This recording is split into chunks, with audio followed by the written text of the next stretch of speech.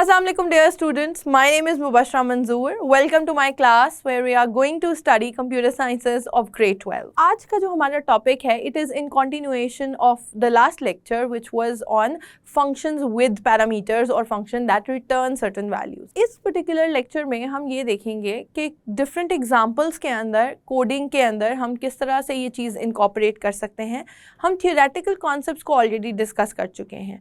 अब हम ये देखेंगे कि syntax क्या है जब हम किसी भी फंक्शन को डिक्लेयर करते हैं, उसकी डेफिनेशन करते हैं, उसकी कॉल और उसकी प्रोटोटाइप में क्या फ़र्क पड़ता है जबकि फंक्शंस के अंदर कोई ना कोई पैरामीटर्स पास्ड हों और वो पैरामीटर्स ज़रूरी हों by the user to define them that function. So let's move on aboard and see के हम कौन कौन सी तरह की एग्जांपल्स को डिस्कस कर सकते हैं और उनको कोड करके देखेंगे कि किस तरह से हम हैंड्स ऑन प्रैक्टिस कर सकते हैं. सो डियर स्टूडेंट्स, जैसे कि हमने कहा कि इस लेक्चर में हम डिस्कस करेंगे कि कौन कौन से तरह की एग्जांपल्स हैं जो हम ले सकते हैं in order to get the idea for कि आपका किस तरह से एग्जीक्यूट होगा प्रोग्राम जब आप आर्ग्यूमेंट पासिंग करेंगे. यानी कि अभी तक हमने ऐसे फंक्शंस क्रिएट किए हैं जिसके अंदर आर्ग्यूमेंट्स नहीं होते, लेकिन अगर हम कुछ ऐसी एग्जांपल्स लें जिसमें आर्ग्यूमेंट पासिंग की ज़रूरत है तो उसको हम किस तरह से एग्जीक्यूट करेंगे. अगर आप स्क्रीन पे देखें तो मैंने एक बेसिक स्ट्रक्चर लिखा हुआ है. आपने देखा होगा कि मैंने आज एक और लाइब्रेरी भी इंट्रोड्यूस की है जिसका नाम है stdlib.h. Creating an add function हम करेंगे बाय पासिंग पैरामीटर, यानी कि एक ऐसा फंक्शन क्रिएट करेंगे ऐड का जिसमें कुछ ना कुछ पैरामीटर पासिंग की ज़रूरत होगी या आपको पैरामीटर स्पेसिफाई करने पड़ेंगे at the time of definition. लेकिन उससे भी पहले मैं एक दफ़ा ये बता दूं कि ये मैंने stdlib की जो लाइब्रेरी है वो मैंने क्यों इंट्रोड्यूस की है.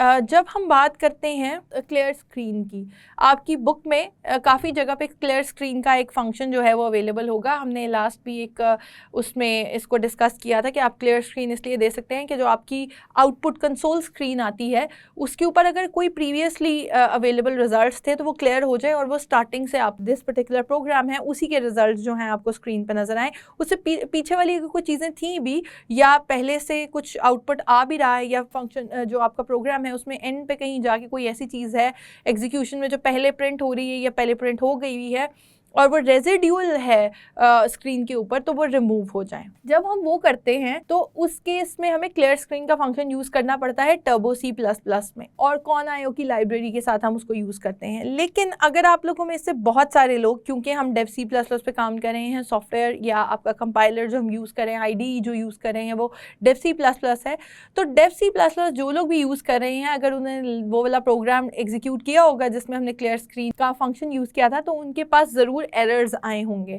क्योंकि क्लियर स्क्रीन जो है it is not working properly with Dev C++, क्योंकि जैसे मैंने बताया कुछ चीज़ें ऐसी हैं जो ऑब्सोलीट भी हो जाती हैं ग्रेजुअली.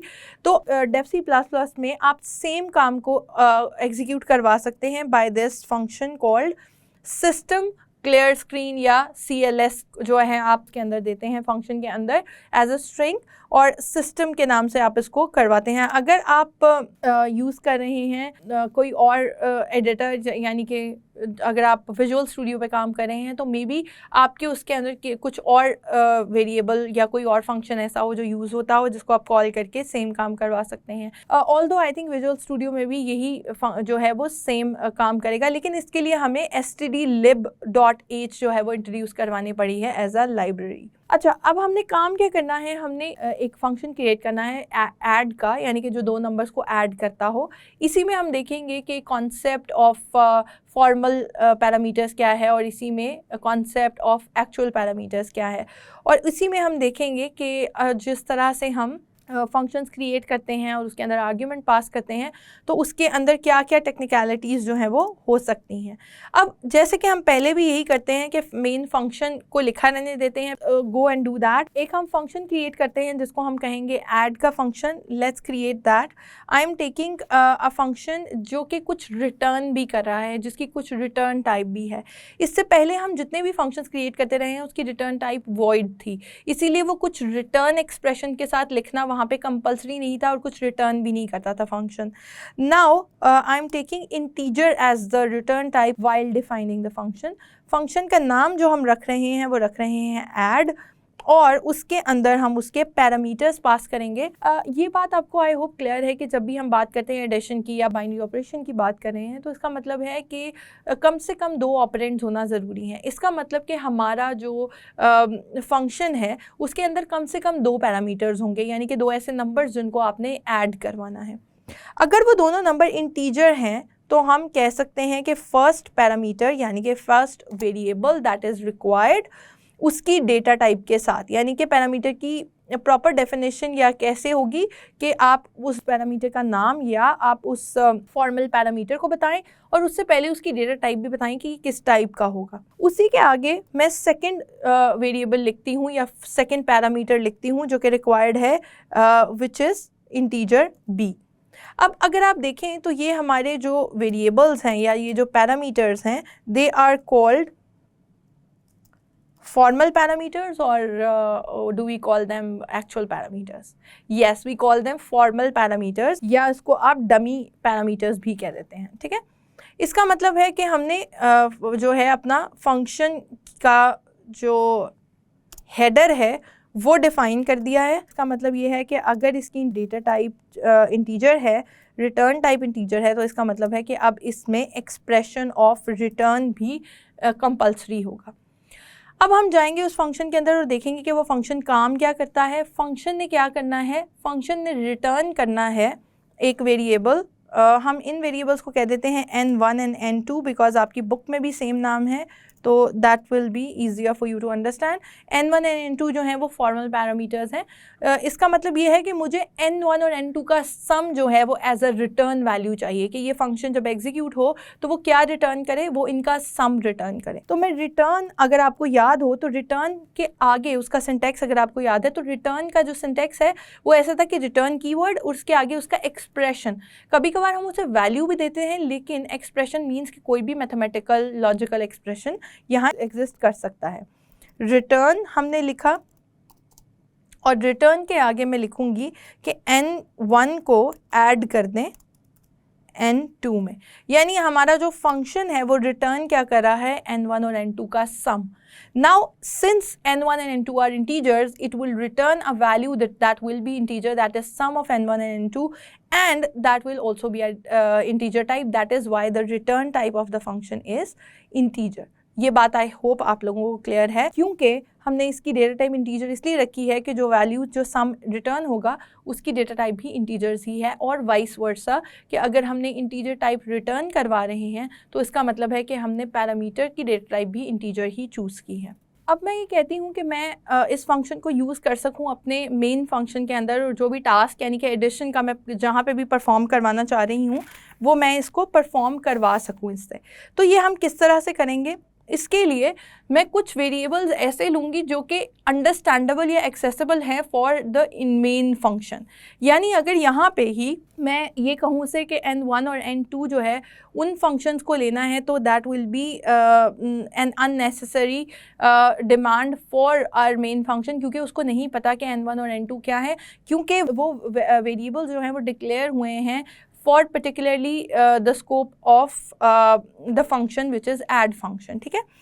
तो इसके बाद हम यहाँ पे आते हैं, मेन में कुछ वेरिएबल्स डिफाइन करते हैं, यानी कि हम कहते हैं कि इंटीजर a है और इंटीजर b है।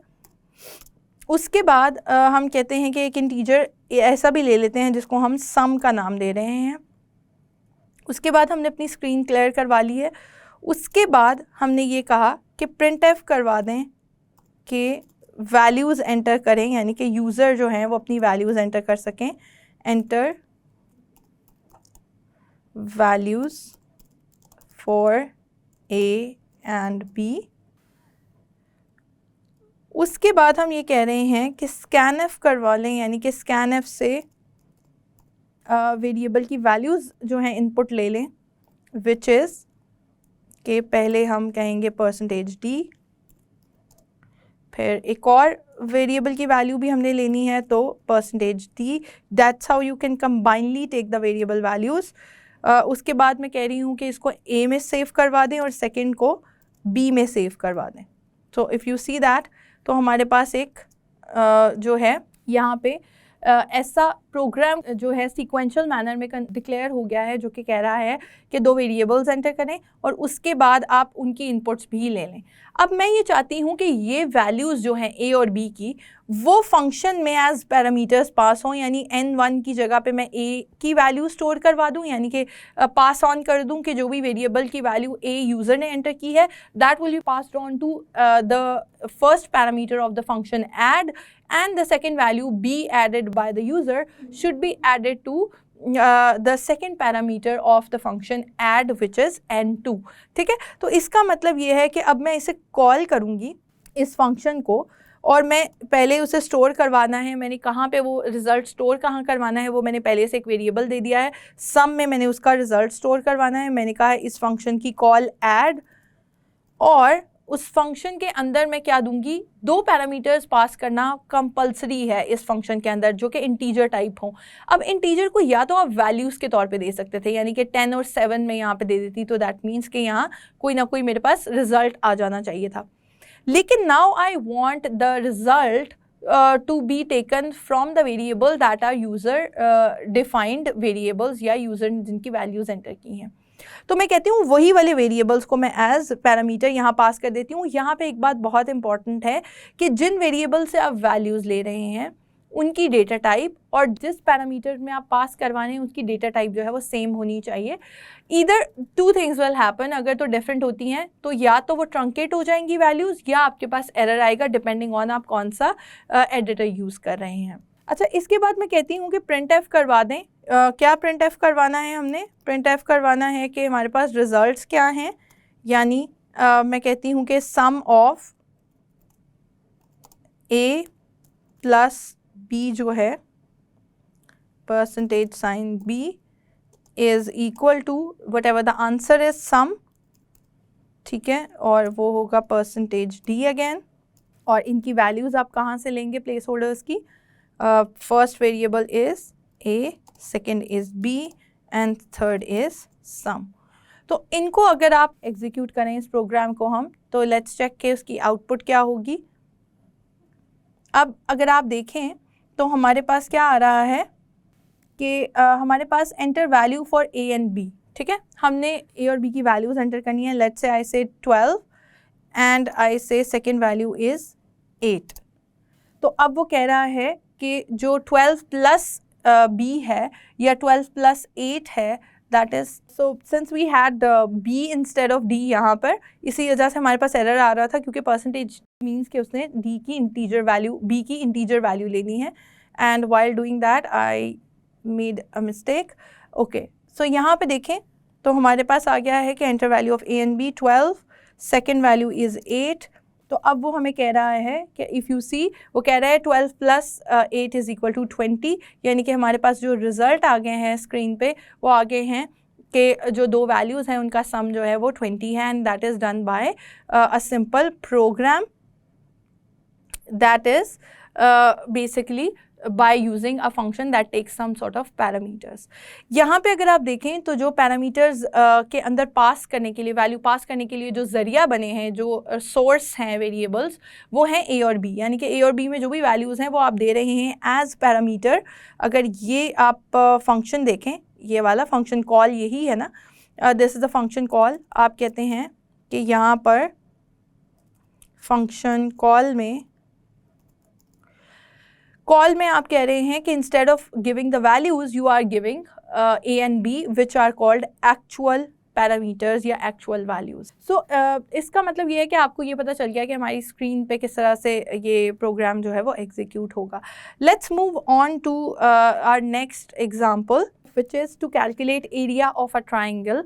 इस area of triangle find out करने के लिए हमें एक फंक्शन क्रिएट करना है। इस फंक्शन में हम ये भी देखेंगे कि हम किस तरह से डिफरेंट डेटा टाइप या रिटर्न टाइप दे सकते हैं अपने फंक्शन की। So let's create a function that calculates area of triangle. आपको ऑलरेडी पता है कि आपके पास बेस और एल्टीट्यूड की वैल्यूज़ हों तो 1/2 base into altitude is basically area of triangle. तो इसका मतलब ये है कि जो आपका एरिया ऑफ ट्राइंगल है वो कैलकुलेट किया जा सकता है अगर आपके पास 2 पैरामीटर्स हों या 2 इनपुट्स हों लेंथ्स की, विच मीन्स अगेन आपके पास वैल्यूज़ जो हैं वो डेसिमल पॉइंट नंबर्स भी हो सकते हैं। इसका मतलब ये है कि हमारे पास रिटर्न टाइप क्या होनी चाहिए, floating point number. So let's do that. हम कहते हैं कि फ्लोट टाइप का एक वेरिएबल क्रिएट कर रहे हैं जिसका नाम है एरिया ऑफ ट्राइंगल।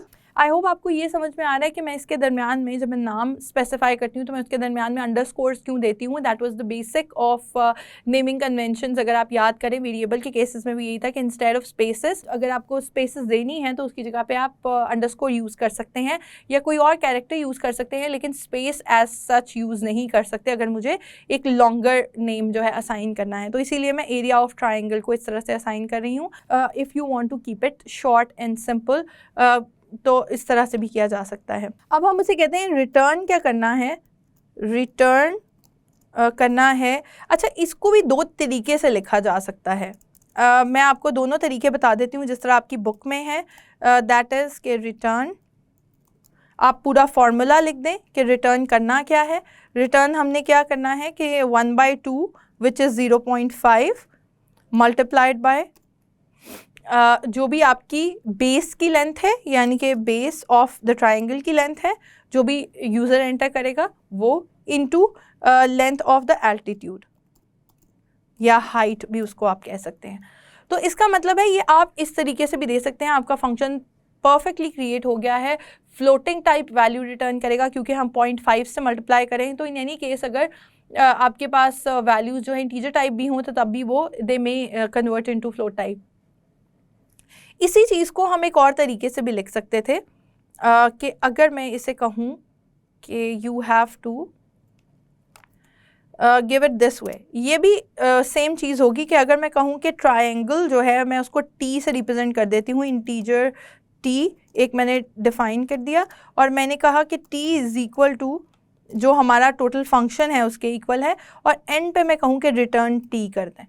तो that is also a perfectly fine way to define our function which is returning the same thing as it was returning before। यानी कि मैंने उस वेरिएबल का नाम भी रिटर्न करवा सकती हूँ which is again a floating point variable, और इसके अलावा मैं ऐसे भी कर सकती हूँ कि मैं उसे डायरेक्टली वो फंक्शन दे दूँ जो उसने रिटर्न करना है। So both things are perfectly fine in order to do। ये ज़रा थोड़ा सा ज़्यादा सिस्टमैटिक तरीका हो जाता है टू मी आई थिंक, तो आई गेस वो मुझे ज़्यादा बेहतर लगता है, but what ever suits you you can do it that way. वो बिल्कुल परफेक्ट सही होगा अगर आपकी लॉजिक ठीक है तो। अच्छा, अब जब हम बात करते हैं रिटर्न की, हमने रिटर्न में बता दिया। अच्छा, रिटर्न के बाद स्पेस इसलिए है क्योंकि रिटर्न स्पेस एक्सप्रेशन होता है, इसलिए एक्सप्रेशन को यहाँ लिखा गया है। अब इसका मतलब ये है कि हम अपने मेन फंक्शन में आते हैं और अपना बाकी का प्रोग्राम लिखते हैं। उस आने से पहले हम प्रोटोटाइप भी डिफ़ाइन कर लेते हैं क्योंकि प्रोटोटाइप अक्सर फिर मैं डिफ़ाइन करना ऊपर भूल जाती हूँ और वो मुझे एरर रिटर्न करता है। तो इसका मतलब ये है कि हमने प्रोटोटाइप भी लिख दी ऊपर। ये अब आपको ऑलरेडी पता है कि हम प्रोटोटाइप क्यों लिखते हैं। अब ये इसका मतलब ये है कि हम अपना मेन फंक्शन का प्रोग्राम लिखेंगे और उसके बाद इस फंक्शन को कहीं पे कॉल करेंगे जहाँ हमें इसकी ज़रूरत है। So let's define two variables, क्योंकि हमें वेरिएबल्स के लिए भी जो हमें वैल्यूज़ रिक्वायर्ड हैं वो भी हमें दो ही वैल्यूज़ रिक्वायर्ड हैं, यानी लेंथ की वैल्यू और जो आपकी एल्टीट्यूड है उसकी वैल्यू रिक्वायर्ड है या हाइट की वैल्यू रिक्वायर्ड है of the triangle. So let's see a and b two variables. आप उनका नाम कुछ भी रख सकते थे, आप उनका हाइट और एल्टीट्यूड भी रख सकते हैं नाम, depending on whatever you want to do. So इसके बाद हम कहेंगे दो वेरिएबल्स जो है वो डिफ़ाइन हो गए हैं इन टर्म्स ऑफ इंटीजर्स। उसके बाद मैं ये भी कहूँगी कि एक और फ्लोट का हम वेरिएबल डिक्लेयर कर लेते हैं विच इज़ एरिया, क्योंकि हमने एरिया ऑफ ट्राइंगल डिफ़ाइन करना है और वो इवेंचुअली अगर इंटीजर टाइप भी वैल्यूज़ हैं तो इवेंचुअली उसका आंसर जो है वो फ्लोटिंग नंबर भी हो सकता है। सो मैंने फ्लोट एरिया डिफ़ाइन कर दिया, एक वेरिएबल जो कि एरिया के नाम से है। अब मैं पहले इसे कहती हूँ कि पहले क्या इनपुट करें, user input for variable A, enter the value of base of triangle. ठीक है, ये मैं उसे कह देती हूँ कि जो बेस है वो ट्राइंगल की वो एंटर कर दें। उसके लिए ऑब्वियसली मुझे पहले स्कैनएफ करना पड़ेगा। स्कैनएफ में हम उसे बताएंगे कि ये जो है %d टाइप का है, देन आपने कहाँ पे इसको स्टोर करवाना है, एंड ए में। Similarly, I'll do the same task for my altitude of the triangle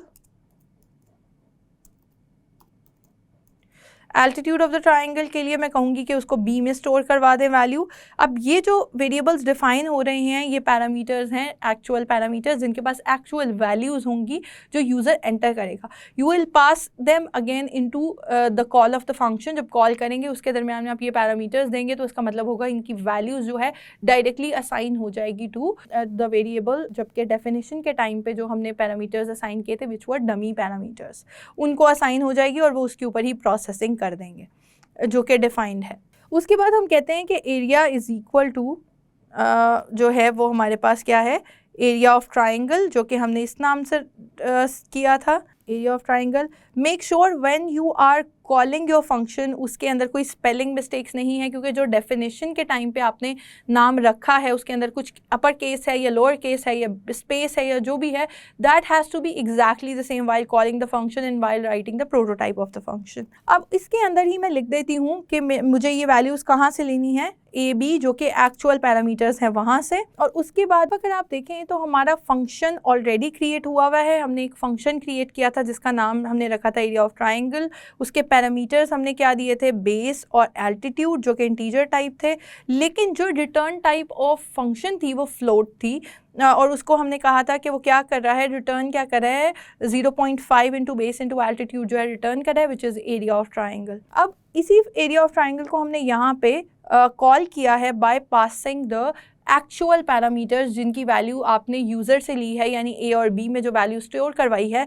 now when you will call this function by giving these values, इसका मतलब क्या होगा कि ए की वैल्यू चली जाएगी बेस के लिए और बी की वैल्यू चली जाएगी एल्टीट्यूड के लिए। तो जब आप इस फंक्शन को कॉल करेंगे इस तरह से तो एरिया ऑफ ट्राइंगल में ये जो वैल्यू है असाइन हो जाएगी बेस को, बी की वैल्यू असाइन हो जाएगी एल्टीट्यूड को, और वो प्रोडक्ट होके जो भी आपके पास आंसर रिटर्न आएगा वो रिटर्न जो है वो कहाँ पे सेव हो जाएगा, एरिया में, यानी एरिया वेरिएबल में, क्योंकि आपने कहा है ये जो कॉल है it is equal to whatever assignment operator है, यानी कि जो भी इसमें आया है रिटर्न वैल्यू उसको असाइन कर दें to another variable which is called area which is a floating point variable. अब उसको अगर आप देखें तो हमने उसी एरिया को प्रिंट करवा लिया है स्पेसिफाइंग उसका फॉर्मेट स्पेसिफायर, और हमने कहा है कि एरिया को जो है स्क्रीन पर प्रिंट कर दें। नाउ लेट्स एग्जीक्यूट दैट और लेट्स सी के इसमें क्या आता है। अगर हम इसमें 25 और 45 एंटर करते हैं फॉर द वैल्यूज़, यानी it is asking me to enter the value of base of the triangle, तो मैं इसे कहती हूँ कि ये 25 है और मैं दूसरी वैल्यू जो है वो 45 एंटर करती हूँ, यानी एल्टीट्यूड की वैल्यू जो है वो 45 है। तो नाउ इट टेल्स मी कि जो एरिया ऑफ ट्राइंगल है इट इज़ 562.50 या 562.50 वैल्यू आपके पास आ गई, यानी ट्राइंगल के एरिया की। तो इसका मतलब ये है कि जो भी आप वैल्यूज़ असाइन करते हैं to a and b they go directly to the parameters which are of the parameters of area of triangle. उसके जो पैरामीटर्स हैं यानी डमी पैरामीटर्स जिनका नाम है इंटीजर बेस और इंटीजर एल्टीट्यूड, उनको वो वैल्यूज़ जो है वो असाइन हो जाती हैं। तो लेट्स सी कि क्या होता है हमारे पास अगर मैं इन्हीं को डायरेक्ट वैल्यूज़ दे दूँ। अगर मैं यहाँ पे डायरेक्टली कुछ वैल्यूज़ असाइन करती हूँ तब भी वो मुझसे पूछेगा, लेकिन उसने मुझे जो वैल्यू रिटर्न की है वो वैल्यू होगी उस एरिया की जो कि मेरे पास 12 और 24 को मल्टीप्लाई करके आ रहा है, विच वॉज 124 मल्टीप्लाइड बाय जो कि 0.5 से मल्टीप्लाई करके आया था। ठीक है, तो इसका मतलब ये है कि मैं डायरेक्ट वैल्यूज़ भी दे सकती हूँ। अगर मैं इनको कमेंट में डाल दूँ और नीचे मैं डायरेक्टली सिर्फ वैल्यूज़ दूँ वो भी ठीक है बिल्कुल, और ये भी ठीक है कि मैं जो किसी एक्चुअल पैरामीटर्स के थ्रू उसको वैल्यू दे दूँ, किसी वेरिएबल्स के थ्रू वैल्यू जो है वो असाइन कर दूँ।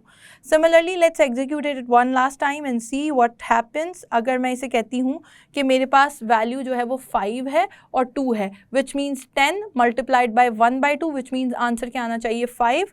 तो let's give that 10 and 550 sorry and divided by 2 is 25। तो हमारे पास जो एरिया ऑफ ट्राइंगल आ रहा है वो 25 ही आ रहा है। ठीक है, तो इसका मतलब ये है कि our function is perfectly running fine and our program is running fine to.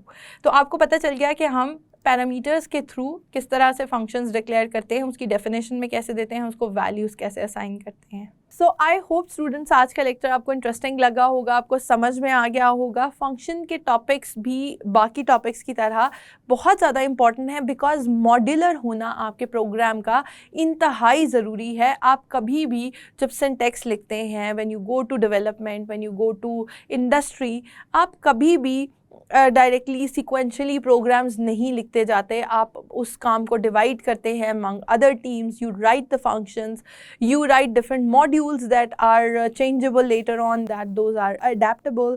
और फिर हम ये भी देखते हैं कि वो फंक्शन बहुत ज़्यादा हमें हेल्पफुल होते हैं in execution of the programs by calling them within the functions, और मल्टीपल टाइम उनको यूज़ भी कर सकते हैं हम। तो इसका मतलब ये है कि functions are essentially important when it comes to programming later on. तो आपको बहुत ज़्यादा इसकी प्रैक्टिस करने की ज़रूरत है ताकि you get the hands on practice with them and get the whole of it. Until next lecture, अल्लाह हाफिज़।